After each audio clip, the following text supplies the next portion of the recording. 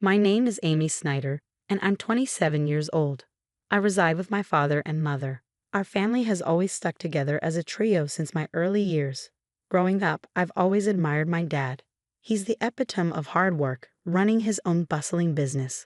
Though his schedule keeps him away from home most of the time, whenever he finds a moment, he dedicates it to me. On his off days, he prioritizes spending time with me, proving himself to be an exceptional father. My mom, however, paints a different picture. As far back as I can recall, she has never been employed. While she tends to household matters, she's never lent support to my dad's business or pursued a career outside our home. Despite our comfortable lifestyle, with my mom often seen socializing and attending events, her lack of involvement in my life has left me feeling somewhat neglected. There were moments of profound loneliness, but my dad's unwavering presence always filled that void. He understood the indifference my mom held towards me and made it his mission to ensure I never felt neglected or alone. As I grew older, my mother's tendency to break promises became apparent. While my dad's commitments were steadfast, my mother's casual approach to promises left me disillusioned. I learned not to hold her pledges in high regard. Conversely, my dad's reliability and trustworthiness garnered my admiration. I even entertained thoughts of joining his company after graduating from university. Being the only child, I saw it as a way to honor my father's legacy and continue his work. Upon reaching my 20s, my father began imparting invaluable wisdom during our outings for drinks. Meanwhile, my mother's involvement in my life remained superficial. The only time she interjected was during my sophomore year of college when I expressed my desire to join my father's company. "Dad, I want to work at your company after graduation.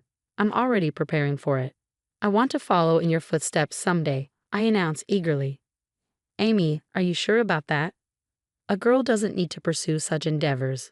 My mother intervened, her words dripping with traditional expectations. "Why not? I want to work hard like Dad," I insisted. "A woman should find a good man and let her husband provide for her," she countered, echoing typical sentiments. Disheartened by her lack of understanding, I chose not to engage further. I refused to live a life tethered to someone else's ambitions, mirroring my mother's existence. I had always aspired to become an independent woman, determined to navigate through my college years on my own terms. After that pivotal moment, I dedicated myself to diligent study, paving the path to join my father's company immediately after graduation. Though my mother remained unconvinced, it seemed she eventually resigned herself to my decision. "If you choose to live this way, so be it. But remember, you'll bear the consequences of not heeding your mother's advice," she remarked resignedly. "If you're willing to accept that, then do as you please." So I followed her directive by stepping into my father's company, inadvertently widening the chasm between my mother and me. Conversely, my bond with my father deepened as we spent more time together.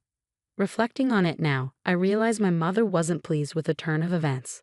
Upon joining my father's company, he invested considerable effort in my training, which, unbeknownst to me, was driven by his declining health. It took him nearly half a year to acquaint me with the intricacies of the job before he collapsed at our workplace, swiftly whisked away to the hospital. Over the next 5 years, he valiantly battled his illness. "Emmy, how's the company faring without your dad?" my mother inquired, her concern veiled by skepticism. "It's challenging, but everyone's rallying behind me. Dad entrusted me with everything I need," I replied confidently. "Well, as long as that's the case, just ensure you don't leave the company to ruin as the second generation," she cautioned, her words tinged with apprehension. "You lack any genuine interest or affection for the company. You're merely preoccupied with others' perceptions," I retorted, disheartened by her lack of faith. During my father's illness, our disagreements were frequent. Despite his weakening state, he made sporadic visits to the company, emphasizing its significance. "These employees in this company are invaluable treasures to me, but I must relinquish my hold on them," he confessed, his voice laced with emotion. "Amy, I've witnessed your dedication over the years. I trust you to safeguard this place and everyone here. I don't know if I can emulate you, Dad, but I'll strive to uphold your legacy," I pledged solemnly. From that day forth, the mantle of leadership was bestowed upon me. With my father mostly confined to the hospital, my days were consumed with the company's affairs, leaving little time for homecomings. I prioritized visiting him regularly, carving out time amidst my busy schedule. My mother, on the other hand, fulfilled only the basic duties, such as delivering changes of clothes to him. Even that seemed to inconvenience her. I couldn't help but wonder about her feelings towards my father. Did she lack any sense of gratitude or compassion for his illness? The thought left me feeling sorry for him, recalling the sacrifices he made for me during my childhood, a time when my mother's affection remained elusive. Despite my exhaustion, I made a concerted effort to visit him as often as possible, a routine that persisted for about a year until he peacefully passed away in his sleep. Amidst the whirlwind of tasks that followed, I barely had a moment to grieve. My mother, oblivious to my emotional turmoil, expected me to handle everything from funeral arrangements to hospital paperwork. Realistically, I knew I couldn't rely on my mother, who had never ventured beyond the confines of our home. So I silently assumed responsibility for the myriad tasks. The day after the funeral, my mother broached the subject. "Amy, now that the funeral's over, you've settled down, haven't you?" she inquired. With a heavy heart, I accepted the reality of the situation. "Please leave this house. I've just inherited 200 million yen, so I have no use for you anymore." "Thank you," she declared, as though it were a mere formality. Her words stung, but I had anticipated them. Further discussion seemed futile. Did she truly believe that wealth could replace familial bonds and absolve her of responsibility? With a multitude of questions swirling in my mind, I made the decision to depart. The next day, I arranged for the sale of all belongings associated with me, leaving my mother utterly surprised at the speed of my departure. I had meticulously planned my departure, but I harbored a secret from my mother. Despite her claim of inheriting 200 million yen, my father had entrusted all financial matters to me, designating me as the sole inheritor. Not a single yen remained for my mother, a decision my father made adamantly while he was still in good health. "Your mother lacks the understanding of money management or prudent spending. I want you to provide her with monthly household expenses," he instructed me. "If she receives a lump sum, she's likely to squander it immediately. If she protests, refuse to give her a penny." Though my father's last words were spoken in jest, he handed me an SD card containing a video message addressed to my mother. While I never envisioned showing it to her, recent events suggested its necessity might arise sooner than later. After my departure, I anticipated my mother would reach out to me, but her summons came sooner than expected. "Come home immediately," she demanded over the phone. "I'm working, Mom. What's the matter?" I replied, feeling a pang of annoyance. "I just need to talk to you." "Please come quickly," she insisted. With a sigh, I reluctantly headed back to our family home, clutching the SD card in my hand. As soon as my mother laid eyes on me, she launched into accusations. "You absconded with all of your father's inheritance, didn't you? I knew something was amiss when you left so abruptly. Hand over your father's inheritance to me now," she demanded, her greed palpable. "How selfish can you be? You can't even fulfill your duties as a mother," I retorted, my frustration simmering. In response, I silently extended the SD card to her. Confused, she inspected it. "What's this?" she queried. "I suppose you don't even know how to watch this," I remarked, masking my disappointment. I retrieved my laptop, inserted the SD card, and played the video. On the screen, my father appeared, as vibrant as I remembered him. I couldn't help but wonder how my mother would react to this video letter. Silently, I exited the room, leaving her to watch it alone. I had never witnessed my mother defy my father before, but now, in the wake of his passing, would his words resonate with her? Upon returning to the room, I found my mother in tears, her emotions laid bare. I was taken aback, my mother, shedding tears over a video of my late father. I was intrigued by the contents of the video letter he had left for her, but hesitated to watch it myself. Consequently, I remained clueless about the cause of her tears. "Mom, are you okay?" I inquired, concern lacing my voice. "Yes, I'll be fine. For now, I understand. I'll adhere to your father's wishes and entrust everything to you from now on. Please, go home for today. Call me once you've had time to gather yourself," she replied, her tone subdued. Sensing her desire for privacy, I left promptly, pondering over how my father had managed to silence my mother. Questions swirled in my mind as I made my way home. Nearly a month passed without any communication from my mother, prompting concern to gnaw at me. During my lunch break, I decided to pay a visit to my parents' house, hoping to check on her. However, she wasn't home. That evening, I returned once more, relieved to find the lights on. Sorry for dropping in unexpectedly. I came by this afternoon, but you weren't home, so I grew concerned. I explained upon seeing her. I'm sorry, I was out for my part-time job during the day, my mother explained upon my return. A part-time job? I echoed incredulously. My understanding of my mother painted her as someone vehemently opposed to work. How had it come to this? Didn't you watch that video? It was a video letter addressed to you. I retorted, baffled by her sudden change in behavior. You can take it home. You should watch it too. Hammy, can I watch it? I asked, extending the SD card to her. Very well, she acquiesced, passing it back to me. Feeling a twinge of apprehension, I returned to the office and settled at my father's desk. With a deep breath, I played the video. Honey, if you're watching this, it means you've not been able to communicate with Amy. First of all, thank you so much for helping me raise Amy until now. Without you, I don't think I could have managed the company while bringing up Amy. My father's voice resonated through the room. As his words continued, a sense of unease crept over me. Then he uttered something unexpected, something that shook me to my core.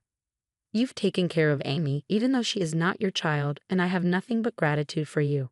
You've stood by my side for so many years, but as a result, you've given up on your dreams and have reached your age without earning your own living. For that, I take responsibility because I have allowed you to live a life of luxury. I'm sure you'll be in trouble when I'm gone.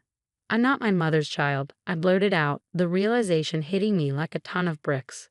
But then it clicked. Despite the lack of overt affection, she had cared for me every day, doing the bare minimum for a child who wasn't her own. Who was this person? I didn't register our marriage because you told me you felt bad for your sister, so I ended up supporting your living and didn't do anything else. I'm sorry, but once I'm gone, I worry about the rest of your life. There's no one to support you, and I've taken your life away. I sat in disbelief as my father spoke, his words flowing with unexpected clarity. It was all news to me, his concerns, his regrets, his hopes for our future. Throughout the night, I grappled with the weight of his revelations before confronting my mother the following day. Mom, I watched the video from Dad yesterday. You know it all now, I began, my voice tinged with a mixture of confusion and realization. I raised you because I was asked to. That's all, she confessed, her tone heavy with the weight of untold truths. What happened to my biological mother? I pressed, seeking clarity amidst the swirling chaos of newfound information. You were the child of my sister and your father, she explained somberly. My sister died right after giving birth to you, and I promised your distressed father that I would help raise Amy. I would become your mother. With her revelation, everything fell into place, even the parts I had previously only imagined. I learned of my mother's sacrifice, how she had set aside her own dreams to fulfill her promise to my father. I recalled how my mother used to work in a diner, her vibrant spirit and dedication palpable. Her dream had been to own her own diner, yet when she chose to become my mother, she shelved that dream. However, inspired by my father's words and prompted by the memory of her deferred dream, my mother made a decision. She resolved to reclaim that dream, embarking on a journey to pursue it once more. Currently, she is undergoing training as a part-timer, determined to turn her dream of owning a diner into reality. I should have done this earlier. Working is fun and suits me. I had no idea, so it's my fault you didn't work. I'm really sorry for not knowing anything, my mother admitted, her tone filled with regret. It's not your fault, Amy. I made the decision myself. But I'm not good with children, so I couldn't handle you well. I'm the one who caused you trouble, she continued, taking responsibility for her actions. As we conversed, I realized it was the first time we had such an open dialogue. At this stage in my life, I finally felt like I had come to understand my mother a bit better. Our conversations became more frequent, leading us to a decision: to use the money left by my father to fund the opening of her shop. Once she started working, my mother became somewhat more humble. She hesitated when the topic of funds for the shop came up, a behavior that would have been unimaginable not too long ago. While maintaining my regular job, I also assisted with the opening of her diner. This brought me into frequent contact with my mother, fostering a newfound relationship between us.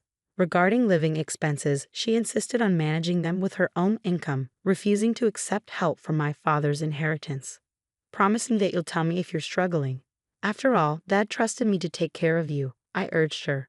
I'll be fine living on my own. It doesn't cost that much.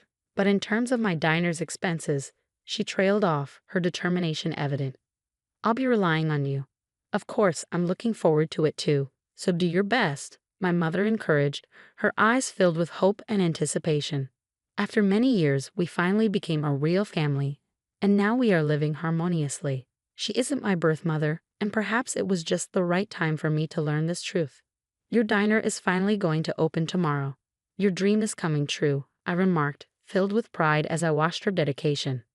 Seeing you work so hard at that company reminded me of my own dreams when I was younger. I believe that's why I've made it this far. It's all thanks to you and your father. Thank you so much, Mom. I expressed my gratitude, feeling a deep sense of appreciation. Promise me to always be my mom, Amy, she implored, her voice filled with sincerity. From now on, let's get along even better than before. After all, we only have each other, I replied, feeling a newfound sense of closeness. Upon my father's death, the truth was revealed, and I accepted the reality of our situation. Deciding to live on with just my mother and me, I contemplated moving back to my hometown and living together with her again. I don't cook, so my mother is concerned about my poor diet and is supportive of me coming back, I explained, feeling touched by her care. My father would probably be surprised that we're getting along so well. His house, company, and inheritance that he left behind. I'll protect them at all costs while continuing to get along with my mother in order to become a real family. I vowed, determined to honor my father's legacy. We visited the graves of my father and my biological mother, my mother's older sister, to give our daily life updates. After going through the process of adoption, I finally became registered as my mother's daughter, forging a bond that transcended bloodlines.